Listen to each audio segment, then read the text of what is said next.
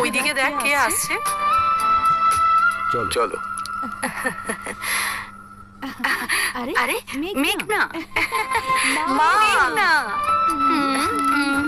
কেমন আছো? ভালো আছি। আপনি কেমন আছেন? নমস্কার। আমি ঠিক আছি বাবা, আপনি কেমন আছেন? তুমি ভালো আছো তো? বাবা কেমন আছো? আমি ভালো আছি বাবা। আমি আপনার জন্য স্পেশাল গিফট এনেছি, সেটাও আবার ইউএসএ থেকে।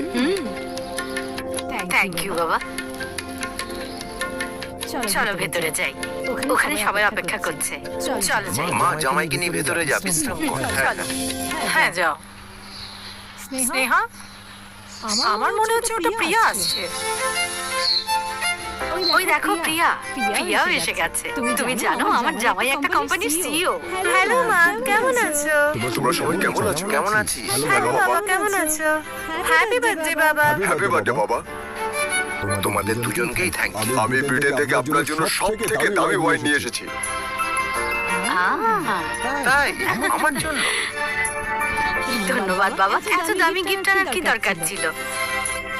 আচ্ছা এখানে দাঁড়িয়ে কথা বলতে হবে না, মেঘনা আর প্রেমও ভেতরে অপেক্ষা করছে, গিয়ে ওদের সাথে কথা বলো। তোমরা ভেতরে যাও।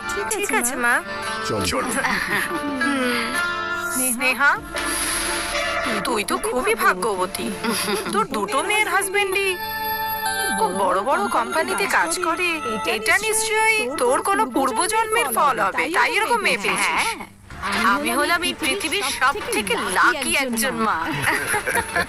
হ্যাঁ স্নেহা, ওইদিকে দেখ, ওই যে ওটা তোর বড় ছেলে না? হ্যাঁ, ওর তো ডিভোর্স হয়ে গেছিল। এত করে বলা সত্ত্বেও ওকে এখানে ডেকে নিয়েছে, ভিখিরি কোথাকার।